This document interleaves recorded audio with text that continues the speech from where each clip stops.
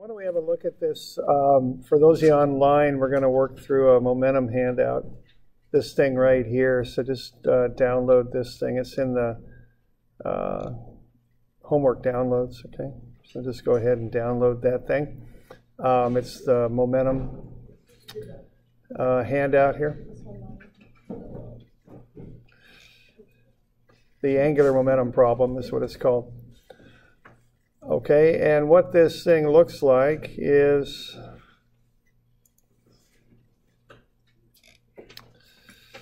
let's see if we can pull this thing up full screen.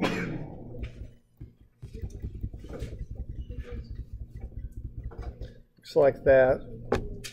And so what we've got here is a number of things that are happening. Now the first thing I want to say, so we're all clear, is this is happening on a flat table.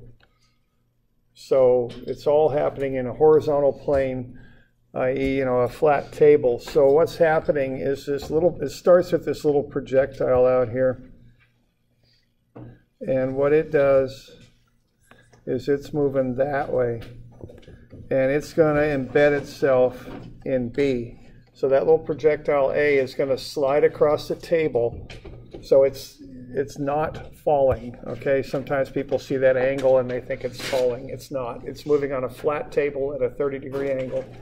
It's going to embed itself in B. It's starting at 40.1 meters per second? And it's going to embed itself in B. And then we've got friction out here, which is 0.2. So it's going to slow down a little bit on account of that friction. Then it's going to slam into B, and then A and B together will move down this channel. Okay.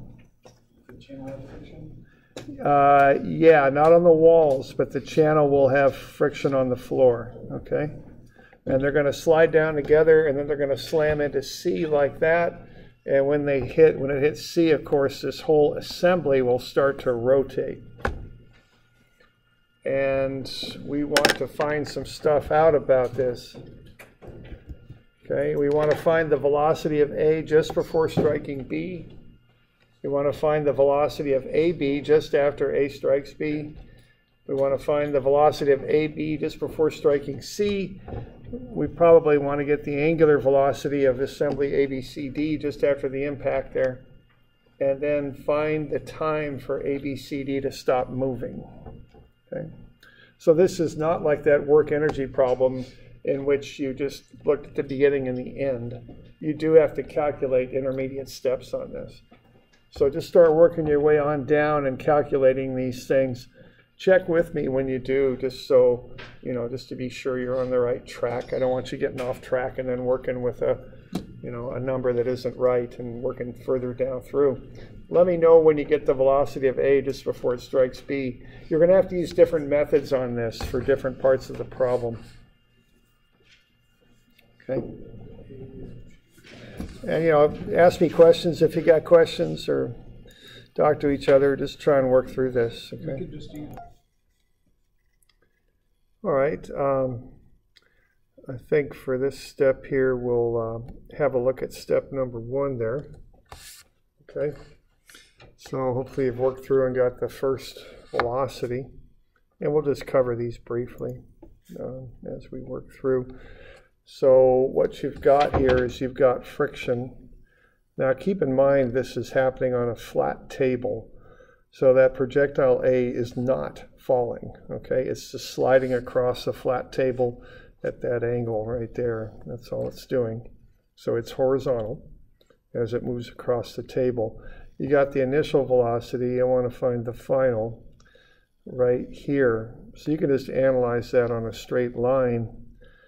And I think what you want to do on this is do it as efficiently as possible. You've got the distance and you got the friction. So I think you can use some work energy on that and get to 8. No, that's not what you're going to get to. You're going to get to 40 meters per second flat. So you're just measuring it on that line and doing work energy to get there, okay? All right. Now you could pause the recording if you want to work to the next step there, and then we'll cover the next step.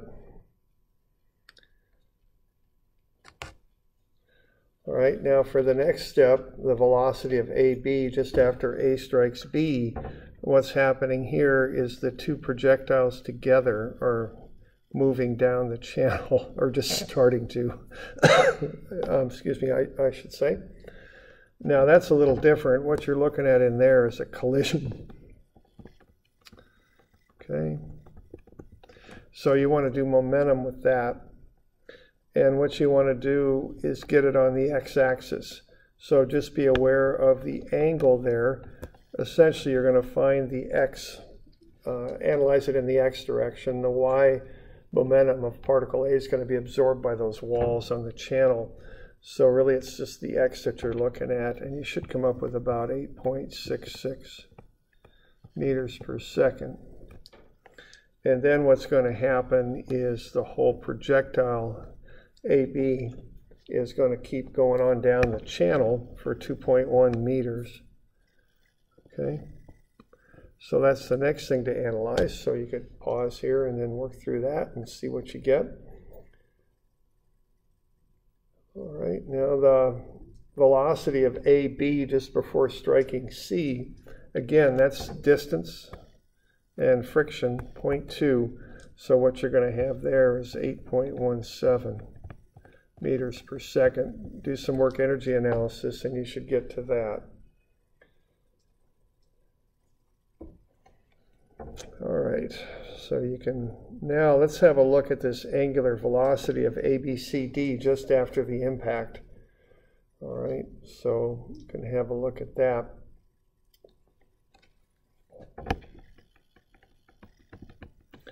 So once you figure that out and then pause and figure that out, then check back in.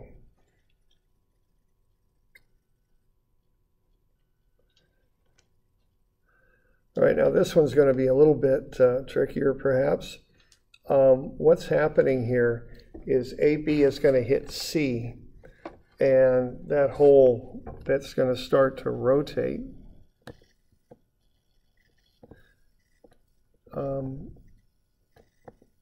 But when that's happening, you've got to consider D also, because D is rotating too. It's all one assembly rotating together.